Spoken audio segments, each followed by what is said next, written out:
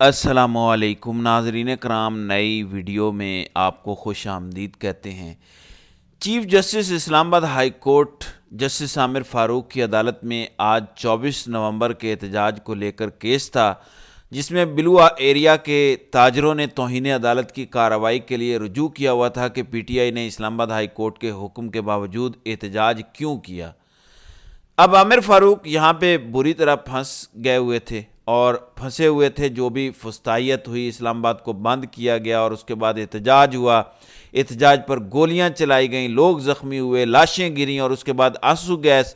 اور جو کچھ ہوا، حکومت نے سارے کا سارا وہ ملبہ اٹھا کے جسٹس عامر فاروق پر ڈال دیا کہ ہم کیا کرتے، ہمیں تو اسلام آباد ہائی کورٹ نے حکم دیا تھا، پاکستان کی ایک بڑی عدالت کا حکم تھا، ہم نے تو اس کے حکم پر عمل درآمد کروانا تھا۔ حالانکہ یہ وہ گھٹیا حکومت ہے جس نے نہ الیکشن والے فیصلے کو مانا، جو سپریم کورٹ کی ایک بڑی عدالت نے فیصلہ دیا اس پر عمل درآمد نہیں کیا، نہ ہی مخصوص سیٹوں والے معاملے پر جس میں سپریم کورٹ کا فل کورٹ بینچ بیٹھا تھا اور اس میں میجورٹی ججمنٹ تھی کہ پی ٹی آئی کو سیٹیں دی جائیں، آج تک اس فیصلے پر عمل درآمد نہیں ہوا۔ لیکن اب کی بار کہا گیا، عامر فاروق کی عدالت نے حکم دیا، اس لیے ہم نے یہ سارا قتل عام کیا ہے۔ اب عامر فاروق کے کندھے پر بھی بوجھ تھا اور عامر فاروق اس سارے معاملے میں بری طرح استعمال ہونے کے بعد اب ذرا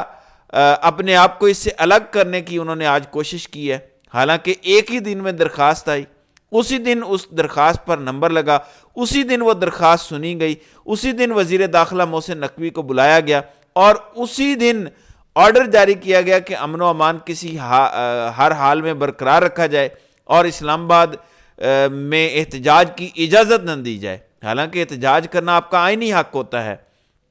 ایک عدالت آئین کے خلاف کیسے حکم دے سکتی ہے؟ لیکن جب سب کچھ عامر فاروق پہ ڈال دیا گیا تو آج عامر فاروق نے وہی ہومیوپیتھک سا رویہ اپنایا کہ دیکھیں میں تو خود اپنے آرڈر کا شکار ہو گیا، دیکھیں میں تو لاہور تھا، میں اسلام آباد نہیں آ سکا، میں اپنے آرڈر کی زد میں آ گیا اور میری سیکیورٹی کلیئرنس نہیں ہو سکی، میں نے یہ ہرگز نہیں کہا تھا جو میڈیا پہ چل رہا ہے کہ عدالت کا حکم تھا، میں نے کہا تھا امن و امان کو برقرار رکھیں، جو پروٹیسٹرز کے حقوق ہیں ان کو بھی بحال رکھیں اور جو بزنس کمیونٹی ہے، تاجر کمیونٹی ہے، اس کا بزنس بھی چلنے دیں۔ پی ٹی آئی سے تو میں پوچھوں گا کہ انہوں نے یہ خلاف ورزی کیوں کی ہے، لیکن حکومت نے خود ہی سب کچھ بند کر کے عدالت کے حکم کو نہیں مانا، تو اس پر بھی میں جواب مانگوں گا۔ لہٰذا آج نظر یہ آیا کہ عامر فاروق نے اپنے آپ کو بچانے کے لیے اپنا آپ جو میڈیا پہ رگڑا جا رہا تھا کہ عامر فاروق کا حکم تھا، تو اپنے آپ کو بچانے کے لیے ساری کی ساری ہوائی فائرنگ کی ہے۔ اب اس سب کچھ سے بھی کچھ حاصل نہیں ہونے والا، آپ کو پتہ ہے اس ملک کے اندر عدالتوں کی کتنی اوقات رہ گئی ہے اور عامر فاروق جیسے ججوں کا اس ساری صورتحال میں کیا مکروہ اور گھٹیا کردار رہا ہے۔ پھر 2 استعفے آ چکے ہیں پی ٹی آئی کی اندر سے۔ رات کو پہلا استعفیٰ 10:30 بجے کے قریب عمر ایوب کا آیا قومی اسمبلی سے۔ انہوں نے کہا کہ کیونکہ مجھ پر کیسز ہیں اور میں جوڈیشل کمیشن کا حصہ نہیں رہ سکتا، میں کیس بھگتوں یا جوڈیشل کمیشن میں آ کے بیٹھوں، سپریم کورٹ کے ججز کی تعیناتی اور وہ سارے جو معاملات ہیں جو آئینی بینچ، تو میں ریزائن کرتا ہوں اور میں اپنی جگہ بیرسٹر گوہر کو نامزد کرتا ہوں۔ اب اس کے بعد شبلی فراز، اور یہ خبر میں نے آپ کو دے دی تھی چند دن پہلے کہ ایسا ہونے جا رہا ہے، خان نے جوڈیشل کمیشن کے نام تبدیل کر دیے ہیں، تو اب شبلی فراز کا بھی استعفیٰ آ چکا ہے اور انہوں نے بھی کہا ہے کہ میری جگہ پہ بیرسٹر علی ظفر جو کہ سینیٹر ہیں ان کو جوڈیشل کمیشن میں شامل کیا جائے۔ دونوں وکلاء ہیں، بیرسٹر گوہر اور بیرسٹر علی ظفر، تو ان کو سینٹ سے لایا جائے۔ میں استعفیٰ دیتا ہوں، مجھ پر بھی کیسز ہیں۔ دوسری طرف آپ کی جو جیل ریفارمز والی کمیٹی بنی ہوئی ہے جس کے اندر خدیجہ شاہ اس کی ممبر ہیں، تو خدیجہ شاہ پر بھی اب مقدمات پر مقدمات درج ہو چکے ہیں، لیکن مجال ہے کہ جسٹس یحییٰ آفریدی اس پر بولیں یا جسٹس یحییٰ آفریدی اس پر کوئی ایکشن لیں۔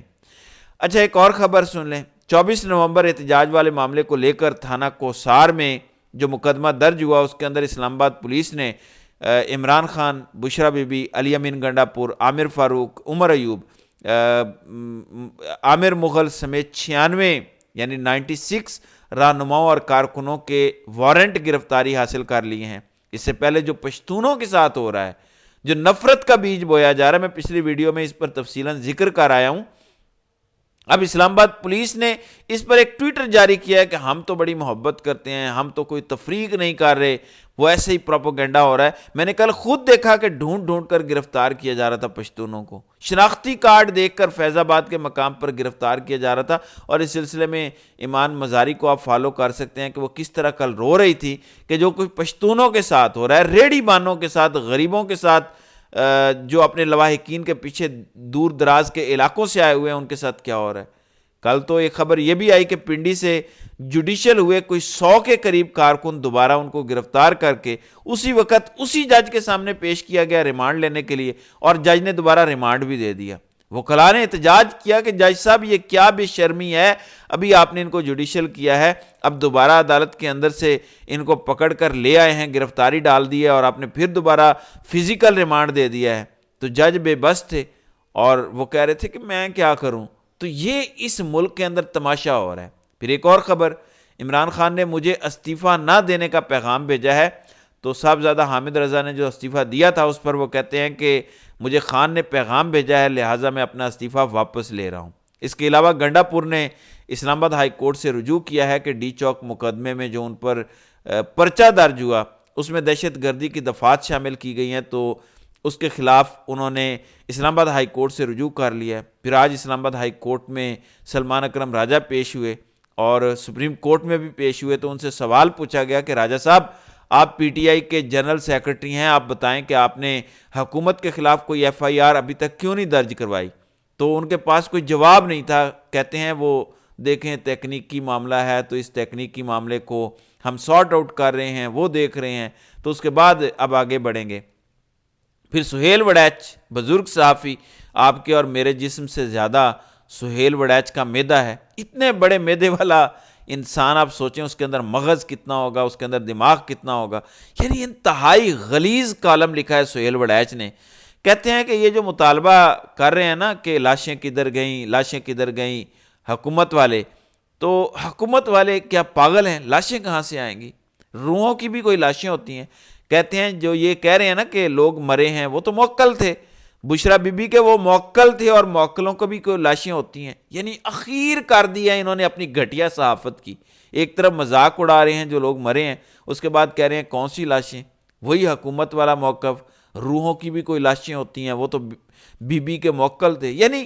کوئی بے شرمی کی بھی حد ہوتی ہے۔ آپ تو پارٹی نہ بنے، آپ تو صحافی ہیں، چلو نام نہاد صحافی صحیح، آپ کا یہ کام نہیں ہے۔ یہ عطا اللہ تارڑ کرے، محسن نقوی کرے، خواجہ آصف کرے، ایون رات کو فیصل واڈا نے ٹی وی پہ بیٹھ کے اے آر وائی پہ محمد مالک کے پروگرام میں تسلیم کیا ہے کہ ہاں لاشیں گری ہیں، ہاں لاشیں تھی پیمز ہاسپٹل میں، ہاں ان کے ڈیتھ سرٹیفکیٹ جاری ہوئے ہیں۔ یہ فیصلہ کیا ہے، تسلیم کیا فیصل واڈا نے اسٹیبلشمنٹ کا جو ٹاؤٹ ہے، اور انہوں نے کہا کہ اس سارے مسئلے کے اندر حکومت کی چال یہ ہے، حکومت یہ سارا بوجھ اسٹیبلشمنٹ پر ڈال رہی ہے، لاشیں حکومت نے گرائی ہیں، ڈال وہ اسٹیبلشمنٹ پر رہی ہے۔ حکومت بڑا سمارٹ پلے کر رہی ہے کہ سارے معاملے کے اندر